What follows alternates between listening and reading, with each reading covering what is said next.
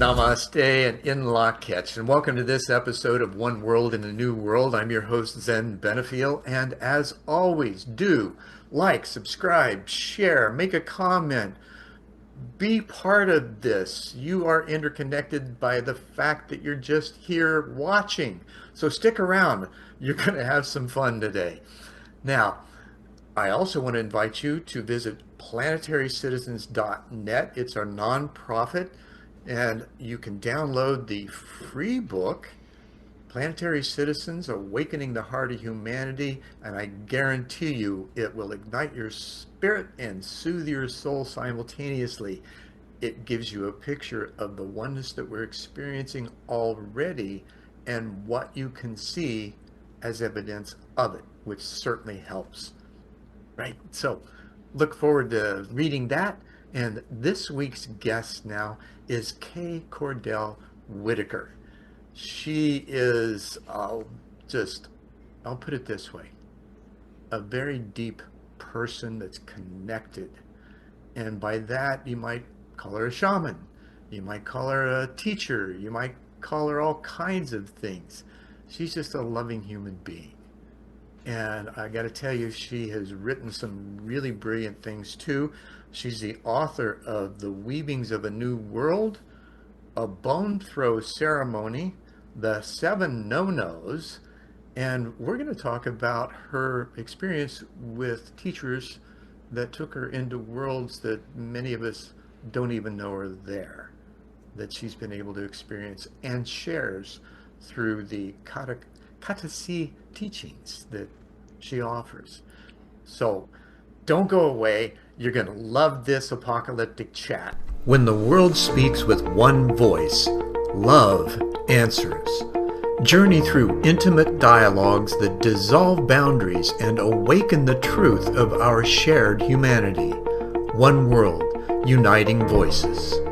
Get your copy on Amazon today. Kay, it's so wonderful to have you here. This has been a circuitous route for both of us, I'm sure. Thank you for being here. Well, thank you. Thank you for having me. I'm delighted to be here. This is going to be a lot of fun. This is, there's nothing more pleasant than talking to a wise woman. For me. Because you hold the keys. It's the feminine energy that's been missing in our society and the world. And I know that you're part of bringing that back into play and have been doing a brilliant job of it. So thank you. Well, thank you. As you know, we are bereft of talking about the inner experiences that we have to others because we are afraid of being a little strange and maybe rejected at the same time. And really our core desire is to love and be loved, so this kind of gets in the way of that. Well, what we seek to do here is to bridge that inner and outer experience and talk about the things that are important that maybe even get in the way, and also those things that usher in this new understanding and a new world that's coming into emergence as we're talking now. So with that understanding, when did you first recognize that there was more to life than what most of us were being aware of, let alone playing in at the time? Given your history and the experiences you've had and the path you've been on, I would imagine you probably had some indicators very young. I did. I was a kid still, old enough that my parents let me walk, which was about a mile away, walk to the beach. We lived in California. There's the Monterey Bay area, or Pebble Beach. Most people have heard about Pebble Beach with their golf course and Oh yeah. the rich houses and stuff Being a golfer, in there. I'm a little envious, right? Yeah, we weren't in that area. We're on the next part of the curve of the bay. Yeah. So Well, that whole area was really known for its exploration in consciousness in the late 60s, early 70s, right? yeah, definitely. Wild times. I think as a kid, I was allowed to go walk all the way down to the beach, be on the beach, be on the. There's huge stretches of, instead of sandy beach, these are boulders, Hmm. huge boulders, and some of it's really steep. The boulders, rock a little, uh, but I was allowed to be there as long as I wanted, and I would go by myself and just be there on the just like hugging the rocks. I had my favorite Oh, no doubt. I climbed boulders. rock for a number of years, and I get that. Yeah, You really do hug yeah, rock at times. and I would talk to the ocean, and I could see that there was definitely a whole lot more to life. Now, when you There were were, talking to the ocean, if I may interrupt, yeah, did you get a response? I understand you always. probably didn't get it in words, but Yeah, it's you never know, words. It's never words. It's yeah. in feelings, and it's always for me very, very soothing, very enlightening. Um, Had a difficult family, Mhm. and so it was always a pleasure to go run off to the beach and the rocks. The soul is And yeah, right. and be there's no other people there. No, in those days, nobody walked around. There were no nasty little animals crawling around, or there Hmm. was nothing to worry about. And yes, I think that's probably the age I was really discovering there was a lot of differences in people. Sure. And I also discovered, and I think the boulders and the ocean taught me this, as well as I had met this older woman who was a nurse, and she belonged to Alcoholics Anonymous. And there was a lot of alcohol problems in my family. And that I just really didn't didn't understand at that age. I didn't know what to think of it, who to blame, who to be angry at it, or Sure. yeah, Well, and it was it hard was just to be in it because, as we get older and learn, we can't really have any judgment about it. We can yeah, only embrace what is and hope for better and do yeah. the things that we are capable of doing to nurture that. And I think one thing that I saw at a very young age was that there was some beautiful parts to people, Hmm. and their trueness, their true self, what my um, teachers would call our song, our Right. spirit. Our spirit, our soul. But the song encompasses our totality, even the physical And that's our body. natural state of being, right? Now, Yes, as you explored this as a child and seeing those or that diversity, even cognitive dissonance, right, displayed in humans around you, were you able to discern the differences in how they may have come about at that time, or did you just kind of move yeah. through it as best you could, noticing the difference, but not really knowing anything or not really knowing what to do with it? I knew enough about the family history, and watching everybody else, all the other kids, their behaviors, their parents, going Hmm. and hanging out at their house, and maybe spending the night with each other, and getting to see other families and how they worked. And that, Well, it's intriguing that how observant at a young age you were. And I thought myself being that type as well. I thought everybody was like that, I did too. right? Well, But yeah, we think I've everybody's like us, right? Yeah. And I realized wow, that they weren't, though. It didn't take too long to realize, right? oh, they are really quite the same. But Sure. everybody does as best as they can wherever they are. Yeah. They're doing the best that they can. Yeah. And when I met my teachers, I was living in Santa Cruz on the other side of Monterey Bay. So I was growing up in Pacific Grove, and I moved to the other side of the bay Hmm. and to school. I went to UCSC, University of Santa Cruz, and it's on the bay, and it's in the redwood trees, forests, and it's a great place to be. And by Right. that Right. time, I Now, was a single I may be parent with incorrect, two but children. I recall there's Big Sur south of that. South, yes, Okay. favorite place. Yeah. We'd go down that coast, and we'd go to Big Sur. A lot of places to stop on the drive down to Big Sure. Sur from Carmel. Yeah, beautiful. Just utterly exquisite. At any point, did you run across Werner Erhard and his band of gypsies? No, not at all. Okay. I'd say that, very heartfelt because he did some great work at that time, too. Um, so in that, you were um, kind of moving through this, seeing the discrepancies, the disparities, and learning how to be okay with that. What did it prompt you to do internally as far as setting your own intention and path in life, or were you aware of that? Yeah, I I'm couldn't thinking see as very observant far. as you were, you could have Yeah, been. I um,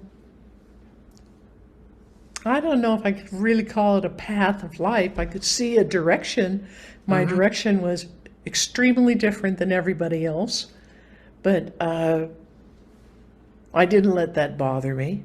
I just kept to myself. I was very reclusive, like I Probably am had a lot now. more fun that way, didn't Yeah. you? It was it was Just usually doing your better. own thing, having your own Yeah, life, I had and a couple enjoying of it. really good friends. I mean, really, really good friends. Hmm. And we stayed friends for years and years and years. But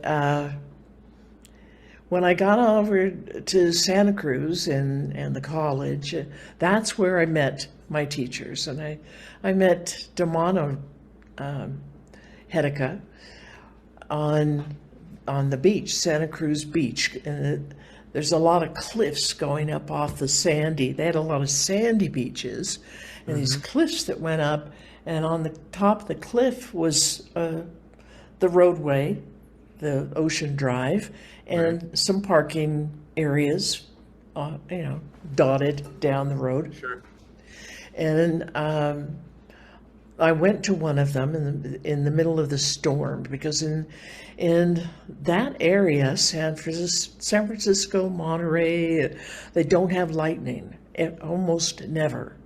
They don't have huge storms. At least when I was Hmm. growing up, it was just so very odd to have a storm that would blow something apart and uh, Right. destroy things. So I went Very to. docile storms, right? They were. There was a lot of fog.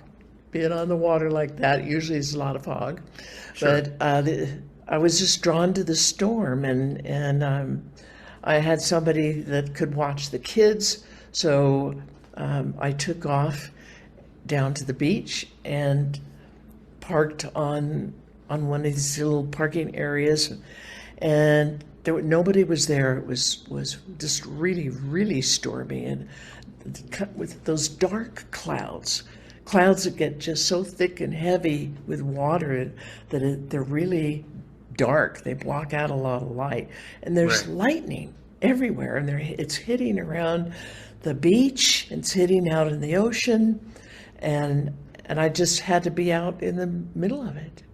And here walks Did you feel Damano.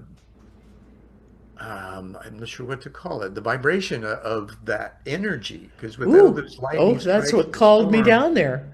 yeah, it Yeah, just, I just had to go. I yeah. had to go. And so that's how I met Damano. I was scared to death of him at first. He was soaking wet and he was walking. He had like Mexican peasant kind of clothes, like a big white, baggy white shirt, baggy white tie at the waist, pants. Uh-huh. I'm not sure if he had any shoes on. His hair was kind of about that long. It kind of made he you was wonder, he where the was heck did you come dripping. from? Are you I living in thought the he came woods or from under the what? Right? bridge. I thought Yeah. I thought he was one of those that lived under the bridge, and he was walking towards me and yelling, "I have something to give you. I have something to give you." Oh, I don't think What's this so. crazy loon want, right? Oh. Oh, I hopped back in the truck and drove Now, off how as often fast do as we I have could. those experiences with others that are really that, on the edge of reality kind of thing and just random? How often do we have those and walk away from them as Well, opposed to allowing it to continue like you? I just did. We had a lot of homeless people, and there were quite a few that were dangerous. I mean, it was known. The, Hmm. they would be drinking, they'd be drugging, they're living under the bridges and in other places Sure, of the inhibitions town that get were loose falling. and the boundaries, go away. Yeah, I was quite sure he was one of them, Hmm. and I didn't want to be his victim. I didn't. To be accosted, right? I did, yeah, there was something energetically very interesting and intriguing, very intriguing, but Kind of took not you to the edge, enough. yet yet you felt like it was going to be okay. Not at that time. Oh, okay. No, I was quite sure his behavior was just not Not normal. normal, Right, and he right. was an American. He was talking with this thick accent, broken English, and it just added too many things added up to that may not be wise to stay there because there aren't any other people around. Right. There's no So why did houses right you? there. Yeah, Why did you? What kept you there? the lightning, Ah, the the lightning and the rain. I okay. had to be in the lightning. And as Damano was coming up, a huge strike, very close. And all the hair stands up, and you can smell the ozone, And very the crack close. and the And light that, come yeah, simultaneously. just blinding and deafening. And it was really, really close. It was on the cliff that it struck. It was Hmm. just 10, It's like the 15 guys upstairs feet. saying, "Okay." Hello, hello. Yeah. Oh, but I ran away. But not too long, maybe just a couple of weeks later, I was on campus and there was this coffee shop called Stevenson's Coffee Shop. Might still be there today. It was my favorite. They were serving coffee that had been roasted in a shop in town, and it was French roast. This is the first time I ever had French roast, Hmm. and I just loved it. I was just this was the place to go be, and as long as I could, have the kids taken care of, and I could be on campus and do my classes, and if I had a few minutes extra. Now, how old were your kids at the time? Oh boy.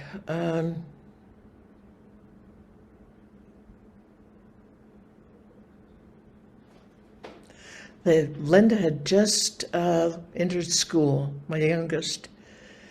So she was about 5, So and elementary age. yeah, Yeah, and my okay. older one was 7. Okay. So yeah, So you're juggling a lot at the time. I was single parent. Yeah, Yeah. that was a lot. I was juggling a lot. So I would go in there, and it would be my And they played reggae music. I'd never heard reggae music before, and I was in love with it. And so there was the French coffee and the reggae music, and if I could afford it, they had these little pastries to sell on the counter. And Oh my sometimes I gosh. would get one of Heaven, those. right? And I went in there, and I had a book that I was studying, and I was kind of by the counter more, and Hmm. off in front of me are these windows that took up the whole wall. And sitting in front of the windows on a little chair over there at the at his table was Damano.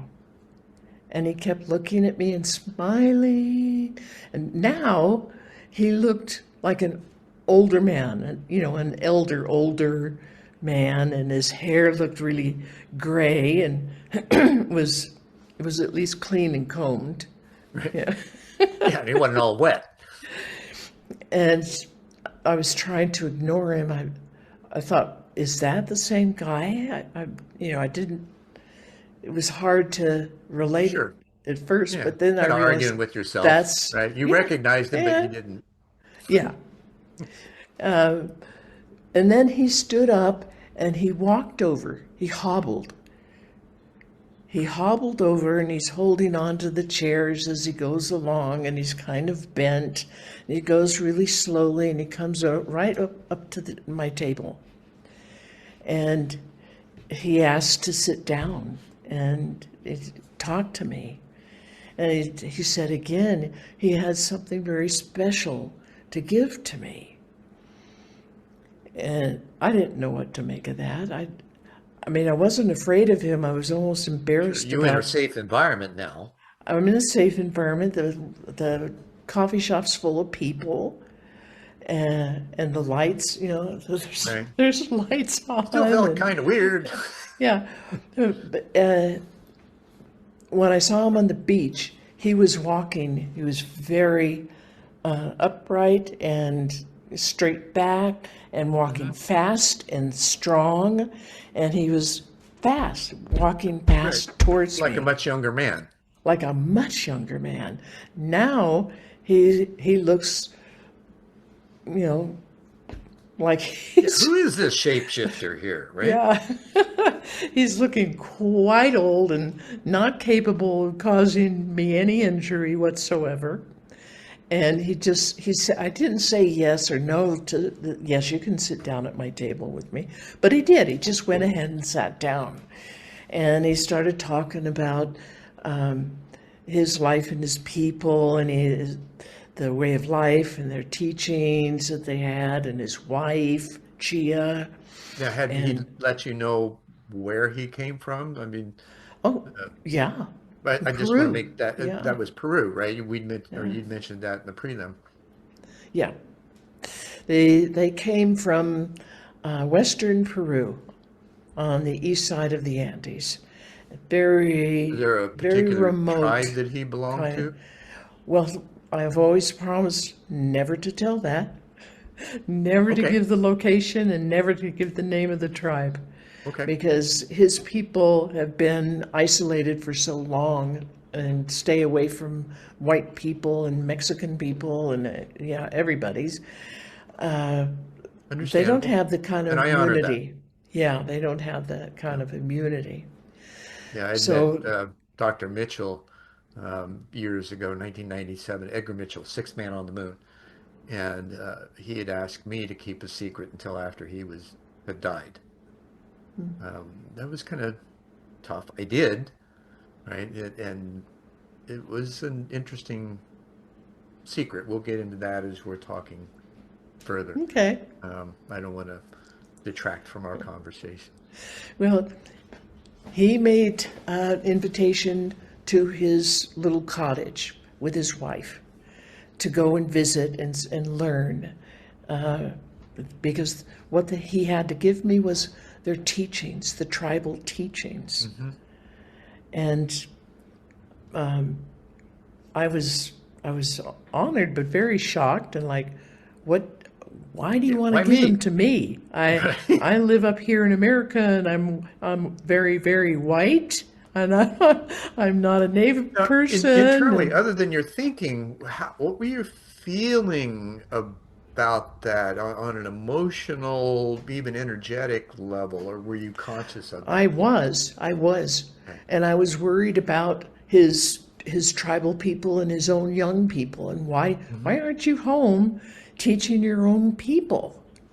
And I was afraid that they might lose it. The tribe themselves might lose that knowledge Sure. if they didn't teach people. But it turns out they had been teaching in all their younger years. They had been teaching their own people and their young people. And in the tribe, they don't just single people out to be special and to be the shaman and the Hmm. healer and stuff like that.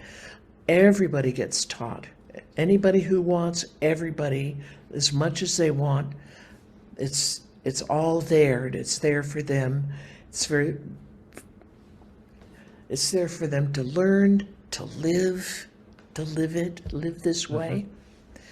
And So then it would be something that in rising to particular positions, then this would be more self-directed, self-initiated, as opposed to being picked um, and moved through the system, right?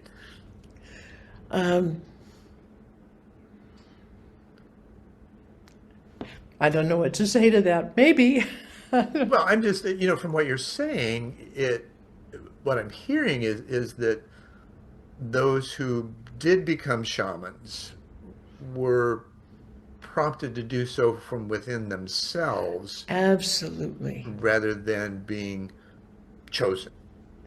Rather than somebody else telling them this is their life is Right. going to be this way. Self-selection, so to speak. Yeah, and they were taught from childhood, early childhood, Hmm.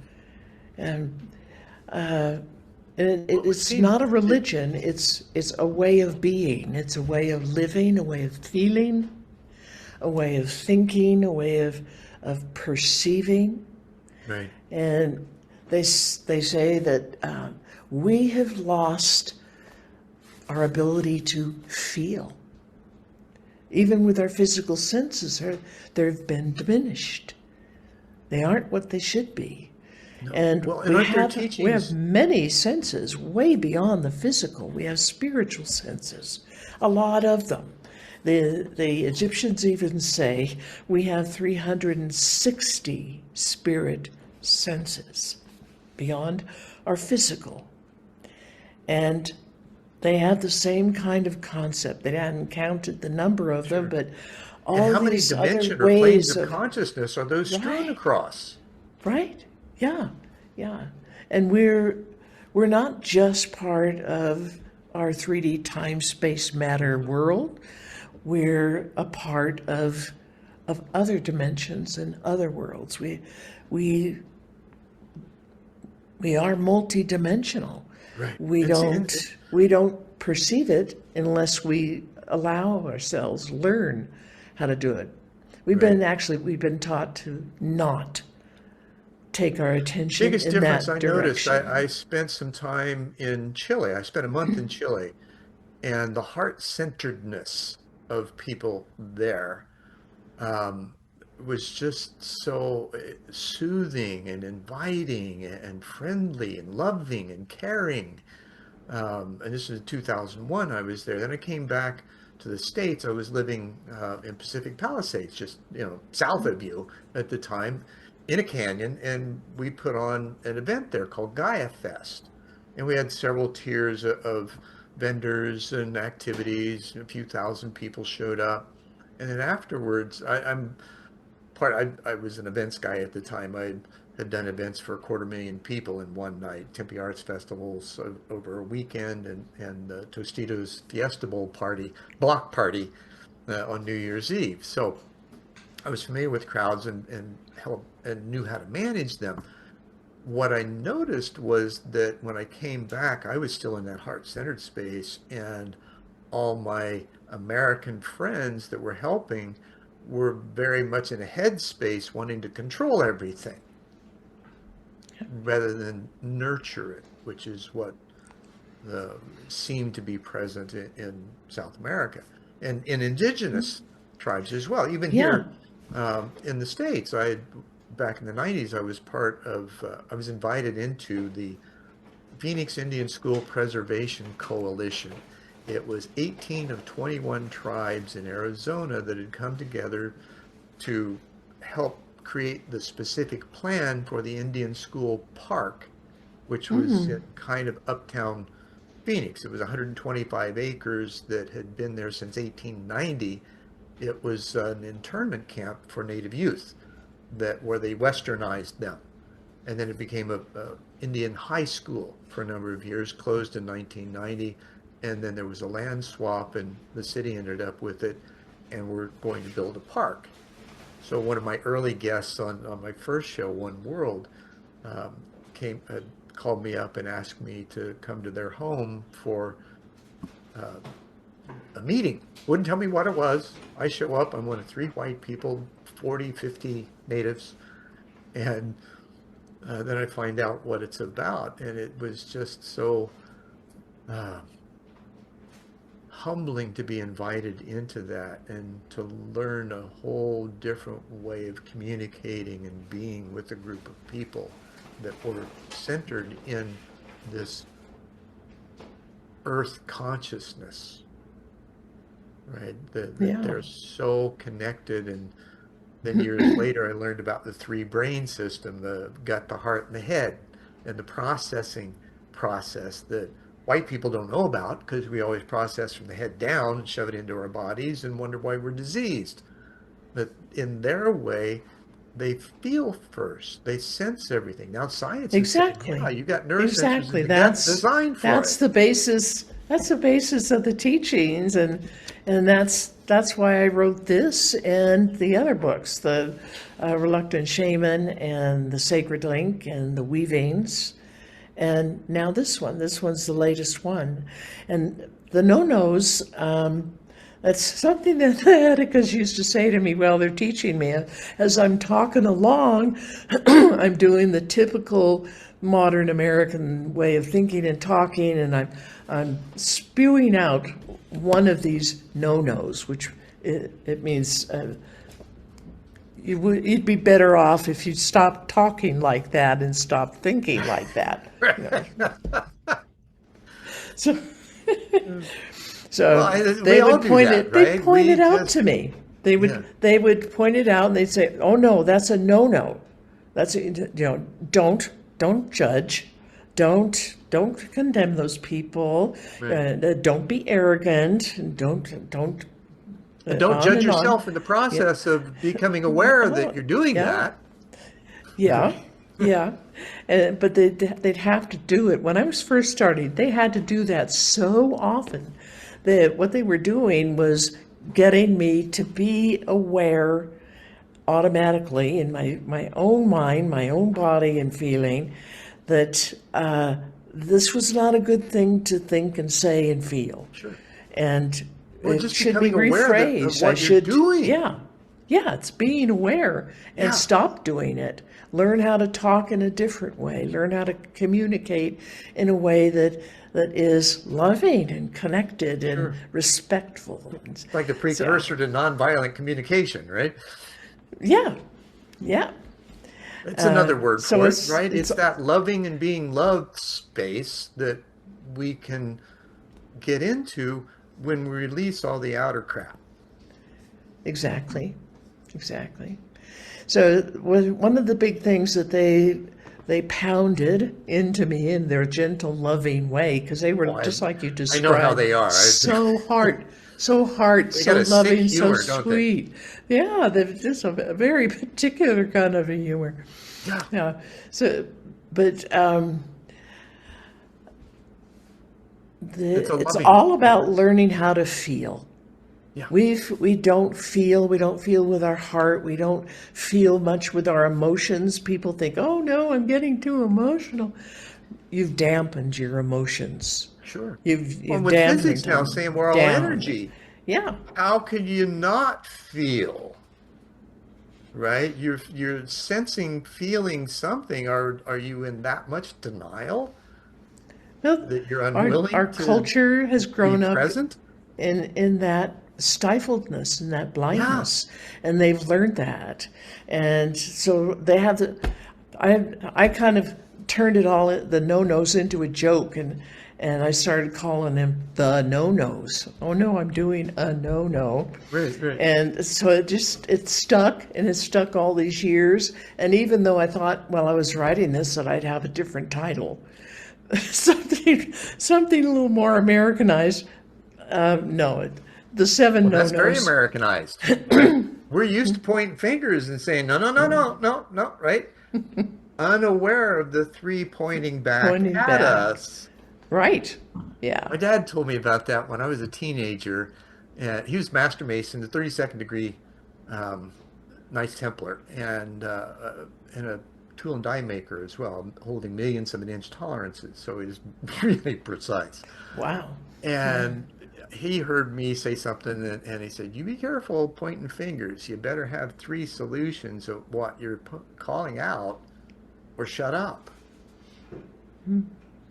Yep. And I was like, "Whoa!" And of course, as a teenager, I argued and didn't do it for a while. And then as I got older, it's like, "I'll be damned." That's It's like he used to say his dad got a lot smarter from the time he was 15 to the time he was 30.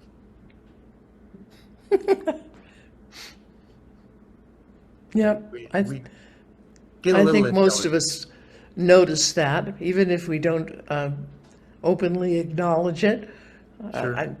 We can't help but to notice it. Well, these are Yeah. those things, these internal things, right, that we become aware of, that we think to ourselves. We don't share with anybody, you know, but we're all doing that. Yeah. We're So doing why that. can't we, like Yeah. you were saying earlier, you converted their humorous way of teaching to your own humorous way. You made it your own in how you addressed the no-nos, Yeah. right? Yeah. It And that became humor. it became our joke. It was, Sure.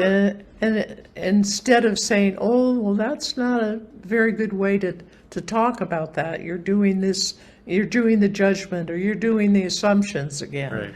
or you've jumped to conclusions about this, or Well, the toughest the thing that I find that we have in front of us when we experience that with another is asking for permission to tell them about it, as yeah, opposed to just telling them about it, right? Because when you start pointing stuff out, people become defensive immediately and they put the wall up. So, how do we chip away or melt that wall to where they will allow us or embrace us in the love space that we're yeah. intending to be in? That's what the old teachings are all about. That's what the No No book is all about. It's it, it starts out first. No No is no blind beliefs, blindly held beliefs that we've never questioned. Right. We've Put them on never the chopping block. questioned. Whack away at them. What's true will stand. A little more gentler way. We we just we have to Guys look aren't at that gentle, ourselves. right? We have to look at ourselves honestly and as completely as possible, and just start discovering. It's like a treasure hunt. You Yeah. have to discover what your blind beliefs are, because we've collected them since we were toddlers, maybe infants, and we've never questioned them. Right. And we just, even till the day we die, we're still collecting them, and we Sure. don't question them. And So how do many we of them hold are on nowhere? contradictory. Yeah, many of them. They are contradictory to themselves, and they do things Yeah, we've even got a that label for it now. stifle us. Cognitive dissonance. Yeah, yeah, yeah. So with these blind beliefs, you have to question them, and then how to question them. You have to examine them a little bit like a scientist. Are you accurate? I, yeah, and you could talk to Oh them. yeah, you apply the Yeah, scientific method to everything. you could. Yeah. So ask if is it accurate? Are you accurate? This belief I'm talking to in my head. Yeah, which voice Are you real? Are you is there any realness to you? Or is this all fake? Is this all fantasies? Are you completely made up? Are Now, how do you you a know the lie difference? that somebody told you? How do you know the difference? The feeling of it. The feeling of it. And it doesn't matter which one it is, just that you notice one of You those notice it. is really true. Yeah. One of those is really true. Are you absurd? When I look at you, if I hold you out here and look at you, are you just a great big absurd laughable joke? Right. And very often they are. And This is once where you the reach, notion of self-effacement comes from, right? If you can't laugh at yourself, then yeah, right? yeah. So with these beliefs, sometimes you are laughing at yourself quite a bit. You have to be willing to not judge yourself, but be willing on occasion to laugh at yourself because this was so completely ridiculous and stupid that you believed that, and Sure. you believed it with emotion, Yeah. strong emotion. You defend it. And, I took it to the extent of having a screen name of Silly Human. For, I forget what social platform I was on, but I was in one of those phases where, like, it just seems so silly to be indeed. caught up in such separative notions instead of seeing things from a place of oneness and Yeah. operating from that place. And fortunately, I had an experience of that with the cosmic consciousness that I experienced as a teen. And so it gave me a different reference point from which to have a perspective that Yeah. I thought everybody else they have access to. They don't necessarily have it. That's true. So with how we deal with blind beliefs and unplug them. I mean, we can completely unplug them and have them disintegrate out of our lives and not be part of our being anymore. Hmm. And Now, this is the process. This is the let me ask you process of the this: is there, questioning. when that process happens, is there an acknowledgement of an experience as being true as opposed to a belief?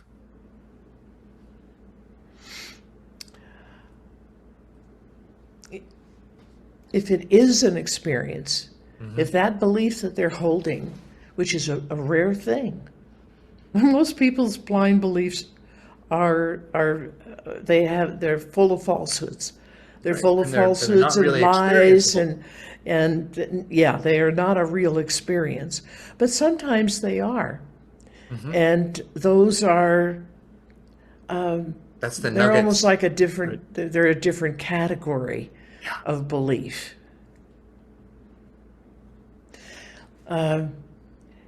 So one of the things with these beliefs, we get into the feeling in your body, physical. Does your stomach hurt right now because you pulled this thing up into your consciousness and you're looking at it, and now you've gotten all tensed You got up, a or knot in your gut? yeah, or a headache, or some other body part. Do you feel the energy slipping away here and there, or moving faster, tingling? So just I to remember note it, Castanada's stuff from yeah, Don Juan, sealing the egg, right? As far yeah, as your energy leaking. yeah, yeah. So we're looking at all these different things that the beliefs do because they cause a lot of energy leaking. Hmm. Excuse me. And we hold them up to what we call our song. I mentioned that to you before. Right. Song is what the Hedekas call their true self, the authentic, essential essence, the spiritual totality of our being. That is our song. That's the word they use. That And they orchestra use of it, self, if you might. yeah, they use Right? it because it is poetry. They're a very poetic people. And they use a lot of metaphors. And this is a metaphor for music, that our beingness, the part of us that lives on after we die and goes and has another adventure and has been doing that for who Therein knows is a how belief too, long. right? Yeah, From who from what knows I how was shown, there long? is no death. There's a transformation, Of but course. there's no death of that consciousness. We Yeah. shed the body. We're not, and I believe that's a belief system that we're supposed to do that as well, and we've allowed it to be so condensing into us, if you will, that we actually make it happen. And there's proof from others throughout history that that ain't necessarily so. And we figure that out as we're examining, question, they say question everything, question all your beliefs, question all your thoughts, Mhm. question your impulses to do this or that, or your feeling about this or that, and question everything outside. Question everything. The big stuff, politics and money and education and that stuff, but question all the other things that Funny. we're When you doing said every day. politics, I had a gut gurgle. I just noticed it, right? So I thought I would Yeah. share that. It was kind of funny. The timing was impeccable. And that kind of stuff happens, and It we does. start learning to pay attention to it. That's what the no-nos are all about. That's what my latest book is all about, and how to go through that, how to change the way you think and change the way you feel and change the way you believe. If you don't get the beliefs out of your head, out of your whole system, they just keep taking back over. They're in Sure, control. sure. They're in control. That's the programming, and we are asleep, and and we need to wake up. We need to have awakening. Yeah. Right.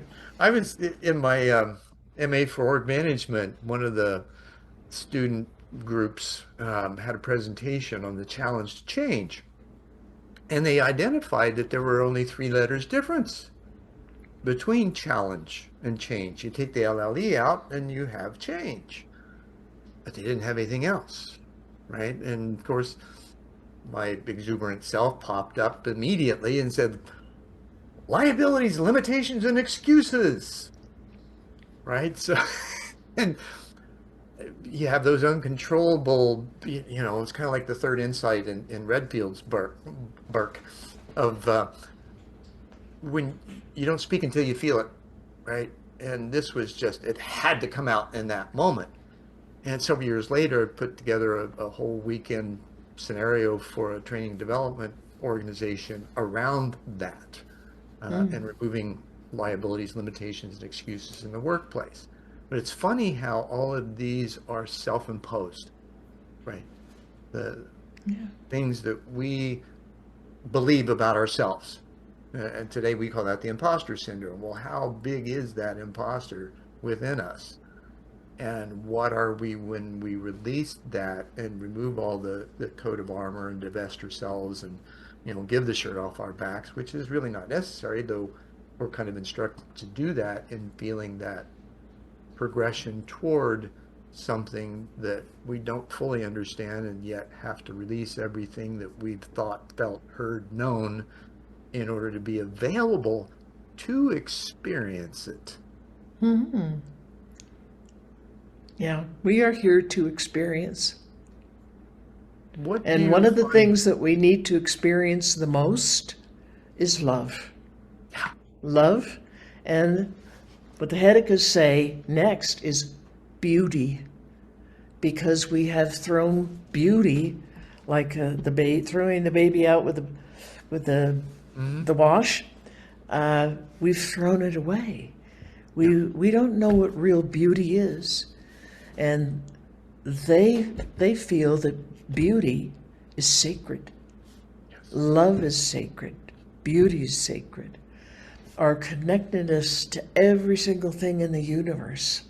I mean, everything. Everything's alive and conscious and thinking and feeling and knowing, giving and receiving, and we are connected to everything.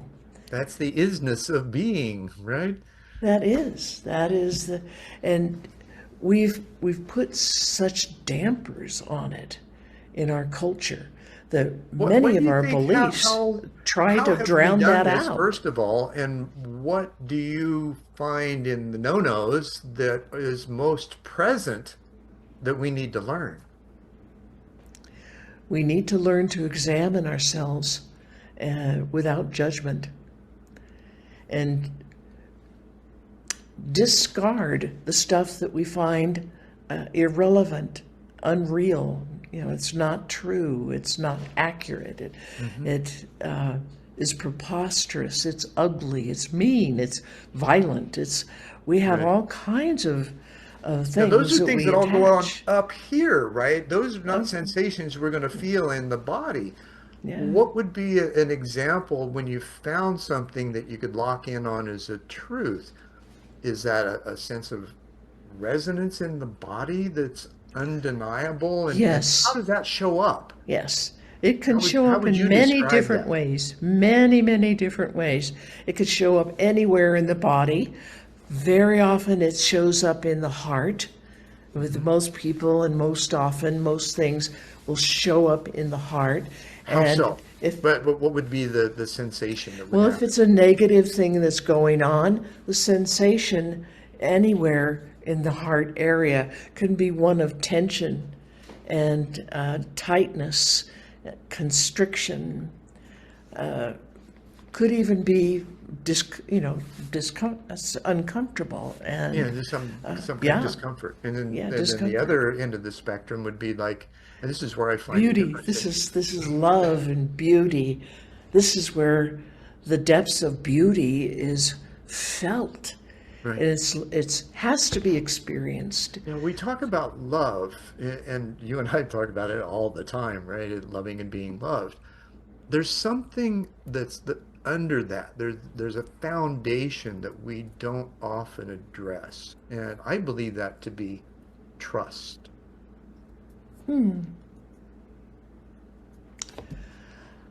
That is a very interesting concept, and I can see very definitely how that stacks up for you, how it comes into being for you. The way the ancient teachings describe it is love is first. Unconditional love. What we know on earth, what we practice on earth, what everybody has learned is conditional Yep, yep. Agree love. with you Conditional 100% on love. that one. Yep. And unconditional love is, it's much bigger, it's much fuller, it's much deeper. There's a little Egyptian story that came from pre-flood Egypt, from the temples, and it was kept secret after that. It was Hmm. only taught in the temples, kept very secret. And this is a secret about how the universe gets made. And at first there was nothing, nothingness, blackness, the void. Uh, they accentuate the blackness, the emptiness of it. And that was a netter called Oset Kempt. We would say goddess, but they say netter, and that means a force of nature, Hmm. of consciousness, of Sure. aliveness. The womb. And it's the whole woman, but definitely the womb part is really, really, really important in this Right. story. Yeah, because she decides she wants to make the universe. She really wants to birth this. Right. So she does. And the first thing that is born is unconditional love. And that is the netter Mut, M-U-T, Hmm. often shown as a vulture. That's another Now, why have we real twisted cool into that into story. the word moot, which means it's irrelevant, That's interesting. isn't Sounds it? very dramatic in Right. that context. I see those kind of things popping up in language a lot I do too. from the ancient words. How we've twisted things. The same thing with apocalypse, Of right? course. It So, means unveiling knowledge or revelation. Well, you ask most people, and 99% of them, maybe more, will say, "Oh, it's the end of the world." right. Yeah. Well, so this love, this love is so much and so big, and she keeps birthing more and more and more, and it never stops, and it fills the whole universe. It's just overflowing. Her second birth is Neith, Neith. Usually is how she's spelled. She's the weaver. She takes the love and she puts it in her loom and she weaves So we're all the different. underneath then. I wouldn't say underneath. That's that's a hierarchical kind of way of thinking about things. Well, But it, I was using that kind of metaphorically, but it's like we're in this blanket of love. we are in total. We are the love. Because when she's weaving all the different realms and dimensions, and she's weaving 3D time, space, our world, everything in it, all the Hmm. people, all the animal, everything. We're all made of So love. this is where I'm getting to with the aspect of trust. The trust is in the natural order of things, which allow us to be in that unconditional love space because Interesting, we're totally interesting. safe I there. think I think the ancients would say Neith wove within her loom. She wove things like trust. She Hmm. wove everything. So, um, yeah. There's Told more. you we were going to have a God, wild conversation today, right? it's wild. Yeah, Yeah. a Oh, good I know. one. It's fun, isn't it? It's a lot of fun. I love it. Yeah. There are more god and goddesses. That's our word. There's more netters that come Sure. into that picture. But Well, even from what right is it? there, right The there, Kabbalah's got when you 72 names instead of the 360. yeah. They've toned it down a bit, maybe. Yeah, I don't know that much about Cabal, so I don't know how to compare them as to whether they're on the same Well, page as the here's how I same interpret it, and I ideas. could be wrong. I don't know, right? I don't know shit. But what I see is that there's the greater and lesser, 36 names of each, that one gives the memo, the other tests to make sure you got it, and they're all leading you to the one. But we don't see it because we're too bipolar by nature. We think there's good and evil. Ain't necessarily so. That's our perspective and that's our perception It's our based on our perception. That's the perspective. third born, Mahat, Maat, the Netter Mahat. And that is truth. What the Egyptians would have said, she is truth. She is the ultimate truth, the pure truth. Mm. And as it steps down in through the different dimensions and worlds and how they are coming about, how things live, how they work with what they have and the love and everything. Truth, um, truth changes. It's in the eye of the beholder. Hmm. The pure initial truth of Mahat is of a very high celestial spiritual order of things. Well, it's that effervescent, iridescent, high-pitched sensation, right? That's at the core of it all. Because when you're in that space, that's what you feel, and As that we permeates everything as we And we're come not just, down and we're just not sensitive into, enough to it.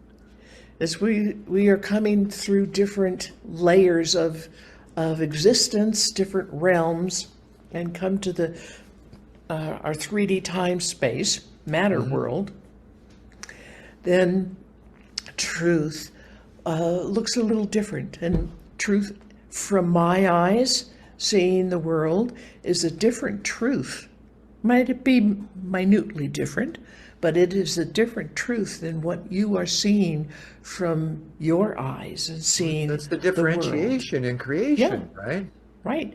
Yeah, everybody's view, Still part of the their, one, but we're all different in how we see right, it right, our or perspective. participate in it. We have a different perspective because we are a different person, Hmm. and we have different situations and everything. So what we perceive is unique to us, and there is truth there.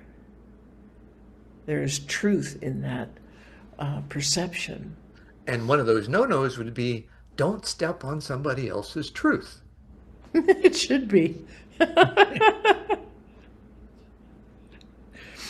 The last no-no is no negative perceptions, and that's the dude or gal that Right. can't see the world with any kind of love or niceness or decency or things working or something coming into to being that was created, turned out beautiful. They're always thinking something is wrong. Something's wrong with this. So And why does something's that bring going to up the go wrong with sadness? this. Something's negative about this, Right. and that's the negative perceptions. They're stuck. Their beliefs tell them that all these things are wrong and they're going to go wrong. They're going to get worse, and you better warn everybody. And And so they are mostly what they call that self-fulfilling prophecy, right? Where you're so locked into that you create it. you do. You do. You absolutely create it. We are the creators of our own personal being, our own little world Again, here, back to the Vedas. and We talked about that early on. I'm not sure if we mentioned it on the show yet or not, but and their basic the Vedanic philosophies were all divine threads incarnate, connected to source, capable of God consciousness. Well, what's that mean? We're all individuated with a specific frequency and access to infinite intelligence for us. yeah, we're all individual, unique pieces of creator. Mhm. Now, how do we get Everything. that one to dance together? Well, we're learning. We We're are. learning. We're We going. are. We're This conversation's been and wonderful because that's what we're expressing. yeah. We're talking about the same thing in our own languages and recognizing that we're doing so. Yes. When I was studying with the Peruvians and learning all of their way of thinking, and I'm not that good with foreign languages, a Sure. few of the foreign words stuck in there, but it was their way of looking at things. And when I went to the Egyptian teacher, she's a lineage carrier, I spent about 5 years with her, and that was the same as the last 5 years of being with the Hedicas as well. I was Hmm. studying with both of them. And I've lost where I was going with that. So, what was the other thought that came in that took you on a tangent? That's maybe the most important one.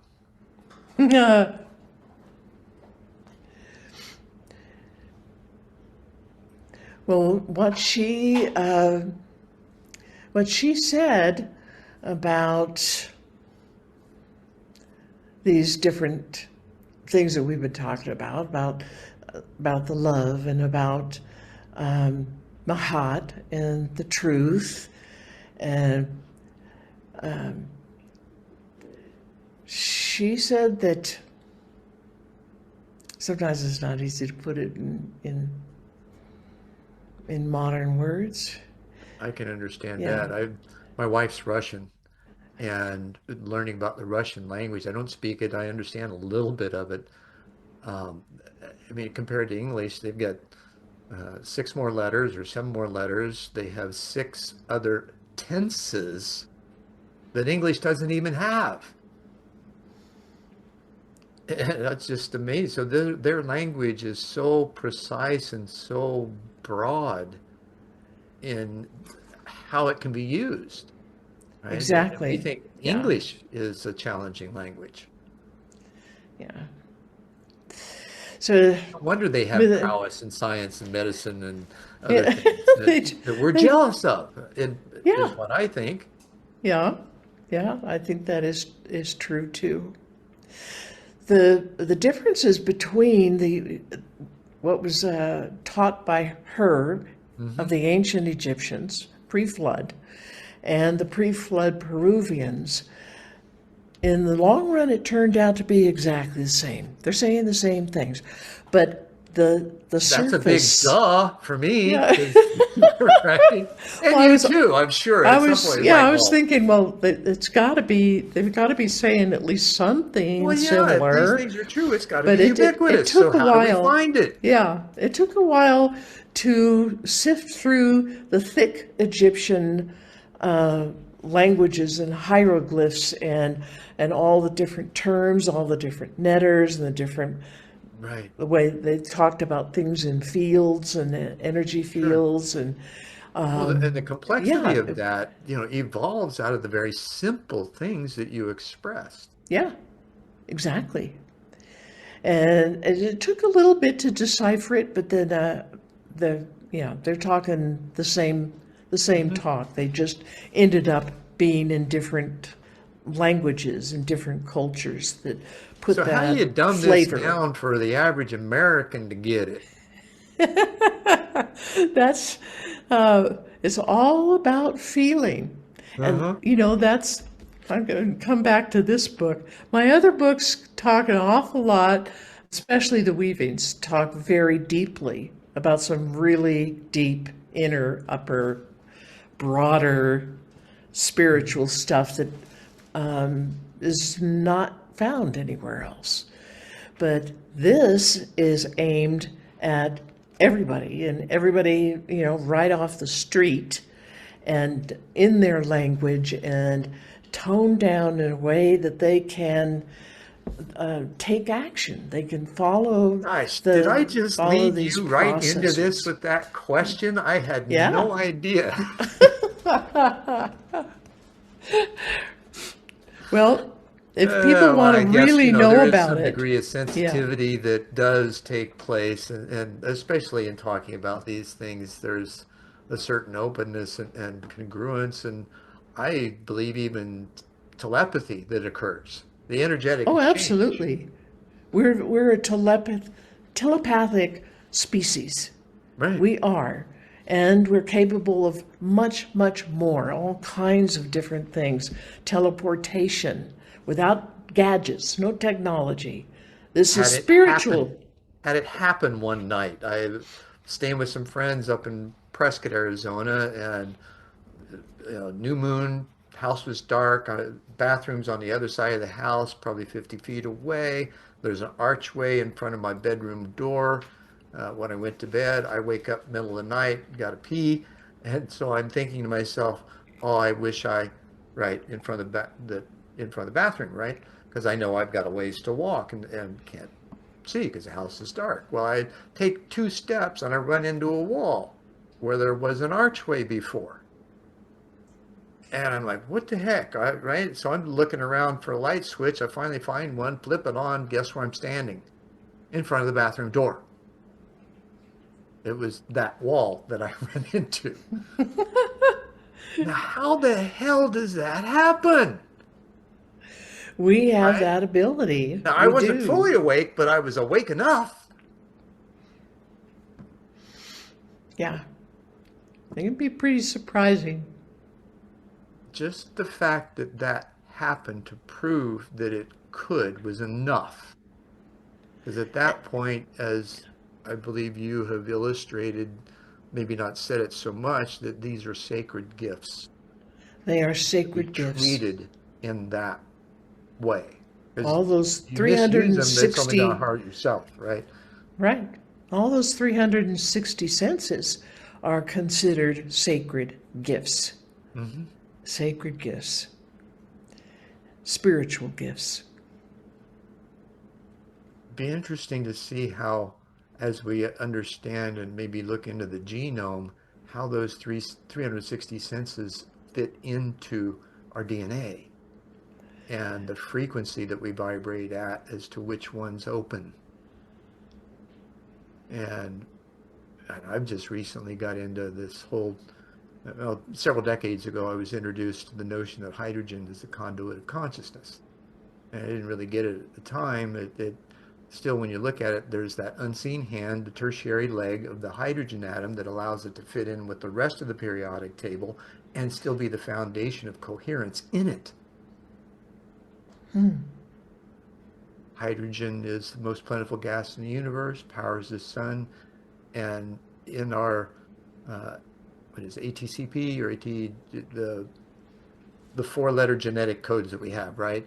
The bonding between them, one of them has a three hydrogen atom bond and the other one has a two hydrogen atom. Well, if there was a way for consciousness, the unseen, to flow through things, it would have to have somewhat of a near physical structure, right? Because these are still just condensed vibrations that form these particular elements. We have no idea how the design and how it's all done. We may someday, as we advance on our own consciousness and understanding, belief systems that incorporate more. I just find it really intriguing that now science is showing that this is potentially true. So there's Yeah. another element of potential coherence that we can have from a scientific perspective that then flows through the experience that we're able to have because of it. And with all the I can see leadership. that. So based on that, how might you see, because we're in this massive leadership kerfuffle in the world today, right? We have, from what Donald Keyes brought in the 70s, this one world, one earth, one humanity, one destiny idea, a borderless world. We've lived in that forever. All the borders we have are fictitious. They're human Yeah. created. So how do we use these, let's call them psychospiritual technologies, for lack of a better, to edify this understanding and help to raise the level of interactions that we have toward this notion of loving and being loved? What would that look like, and how would you see this understanding helping to facilitate that? What evidence do you see of it, perhaps, already? Oh, I definitely see it all over the place. I see it growing and growing and growing through the years, through the populace, that we are starting to grow up. Oh, you mean we're finally coming out of puberty? You mean toddlerhood? Yeah. Touche. I agree. Yeah, Yeah, we're still in that. We haven't learned how to play in the sandbox yet. that's right. That's right. And how we do it is to find this unconditional love, because it is everywhere. It's inside us. It makes us. It makes everything else. It's made the whole universe. It is the space. It is the field. It is everything. And there just is more and more and more coming into being and coming our way on this planet. One of the terms that was used by my teacher, the Egyptian teacher, was the tidal waves. It's energy tidal waves bigger than our galaxy that are coming our way, and they are pure love, pure beauty, pure peace, pure happiness. But And some of us that are even, love component is the biggest, it's the first, it's the biggest thing that we need to feel and honor and understand and accept. We have to identify with the fact that we are made out of love. We sure. radiate out this love. Everything is radiating out Let's talk about who those they waves are for just and a moment. I think this that's a love. great thing. If I can get Sure. back to that, that would be something that we can identify, perhaps, again, feeling, right? Are there those that are sensitive enough to feel those waves? And what might that feel like for those that are, maybe have those wonky feelings and wondering what the hell's going on with them? Right? Because for It me, feels, I feel those waves, or at least I think I do, and it feels like I'm not completely in my body. I'm just, almost just really malleable. Is that yeah, something that that's, others might sense or feel or maybe. I think it's a very personal thing. uh-huh. The, the most dominant feeling of this unconditional love, of the waves just pouring over you. And it's not a slipping out of your body feeling.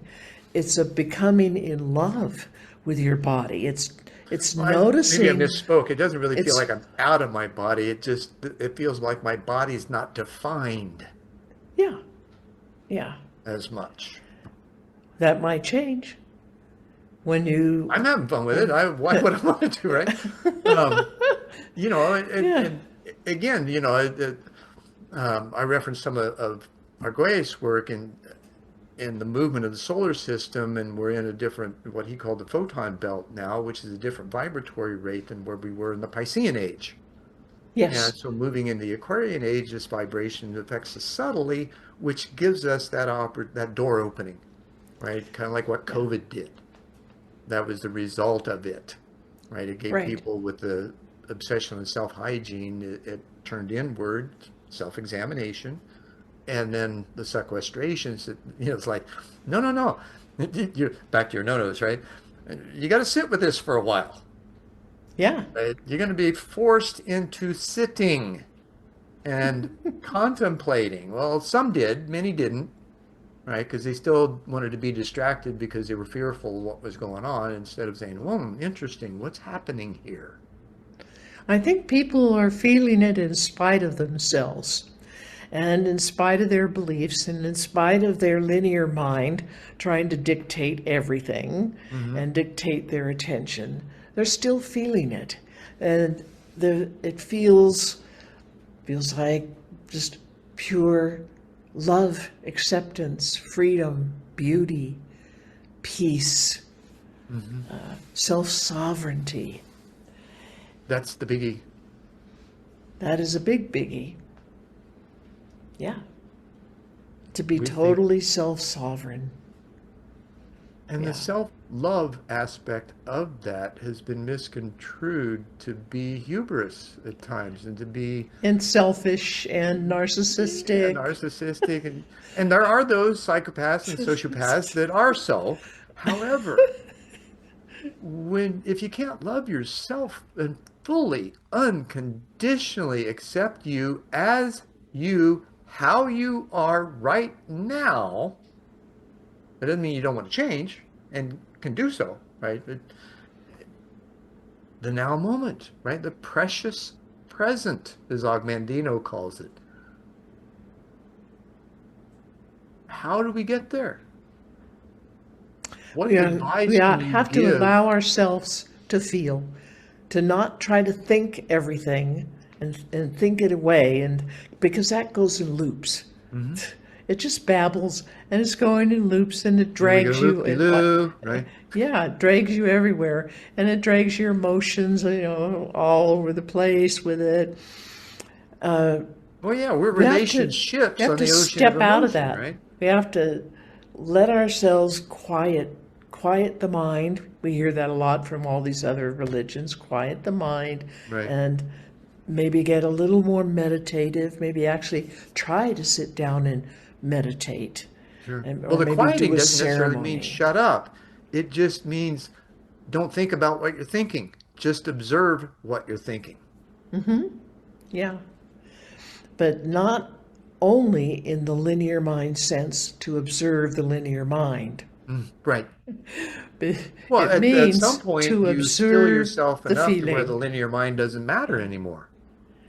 Yeah, yeah. You have to feel your your song. You have to feel your song. You have to feel the love of your song, the beauty of your song. You have to feel your body, because your body is part of your song. It is sacred. Hmm. And we have a lot of modern ideas about religions who say It the is the temple modern, from which, in which God is housed, right? well, some If you think want to look at it that, from and that some think perspective. that is, yeah, some have it that way, and some have another idea that it is, it's just physical, it's not spiritual, and you don't pay Well, even attention to now, it. Irvin Laszlo would argue with that. We were talking some Well, time we have a ago, lot of and different ideas from different people around the world through the well, sure. last Well, couple of centuries. if it's energy, we're still calling it physical when it really isn't, right? That's our physicality is kind of a misnomer. It's one of those beliefs that we have, perhaps. It is, yeah, very definitely, yeah, and it ties into locking things, locking your frame of mind as seeing everything is physical.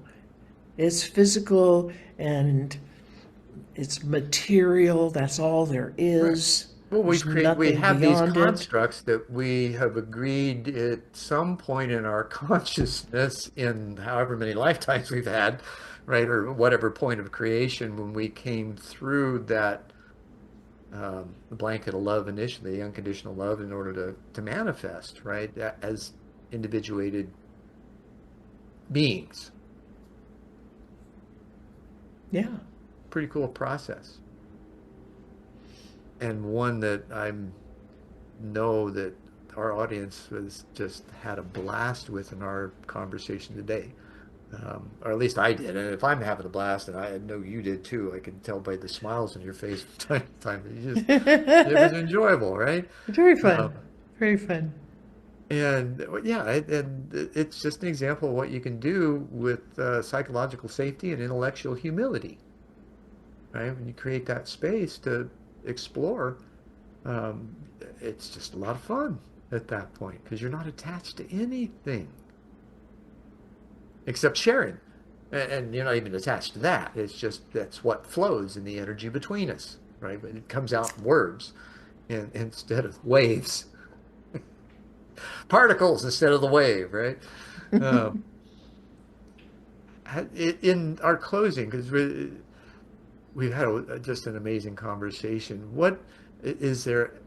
You've given some advice in many occasions. Is there something that you would like to leave our audience with specific to a daily, moment-to-moment um, practice that they might find beneficial? Yeah. Feeling their song. And the way they do that is they have to look into their history and find a moment, maybe more than one moment, where they felt really, really happy. Real happy, real joyful. It could be the falling in love moment, or it could Right, be right. seeing the baby for the Yeah, first where is that file time. in my system, right? Yeah. It could be, seeing a little puppy, little bitty brand new baby puppy or a kitty, Hmm. and you get this happy, giddy love feeling, and you go into the feeling, and you let the picture that memory slips away a little bit, but in your knowingness, you know that that feeling is the feeling of your song. That is the feeling of who you actually are. Through the ages, through countless ages and countless lifetimes, that is who you are, is this song, this symphony, this gloriousness of with these incredible stored memories and all the gifts of these different lifetimes, and maybe they've been on Earth, maybe they've been on another planet and another race, and that we've been all kinds of places, and we can remember that it's all in the feeling of our song. And the ancients, Hedekas, would do the song ceremony every day. They'd do it before every ceremony. They'd teach their toddlers, as they're learning how to talk and walk, they teach them about their song and the feeling of their song. That feeling of happiness is not that other person that's in front of you that you think you're in love with. It's not them. Mm-hmm. They spurred this into being, but this is the feeling of your own song coming up with all that love. The love just pushed it into your awareness. Could we also and you call can explore that a freed will? That depends on your definition of will. Well, the will being that which flows through us, that's by design. A design, right? The freed will, as opposed sacred. to the free will, because the free will still has choice, right? But you're talking about divine will. Yeah. Something of the creator. Yeah. We don't have a real name for creator, but or creators, all it is, from my perspective, and yeah. All it is, all this whole creation. Yeah. It's a wonderful thing. Kay, this has just been amazing, and hopefully with what you've helped share today, that those of us in body can learn how to tune it better and perhaps join the orchestra and play in harmony with it soon, because we've got a lot of work ahead of us, and I know that we're capable of doing so. We are capable. We are very capable, and we're becoming more capable because of those tsunamis of love, and the kind of space that our planet is moving into literally has more light. There are more, it's denser planets and suns. There is more light, but there's more spiritual light as well. Right. And we can't help but to start waking up because of the influences of the space and the tsunamis, and it just... Yeah, you don't need to set your alarm for this one. No. It's just going to happen. Kay, it is happening. It's been amazing. I really appreciate your path, your wisdom, your insight, and the wonderful way that you share it. And we'll have all your information in the description below the video. So thank you so much for being you and being here with me today. I want to thank you as well. Thank you for having me, because this has been very fun. This is delightful. My pleasure. Yeah. Namaste and in la catch. Thanks for watching and sticking with us for this episode and the wonderful conversation that we've had. And by all means, do visit planetarycitizens.net. Pick up your copy of Planetary Citizens, Awakening the Heart of Humanity. It's about what we've been talking about today in a different perspective. Still the same thing.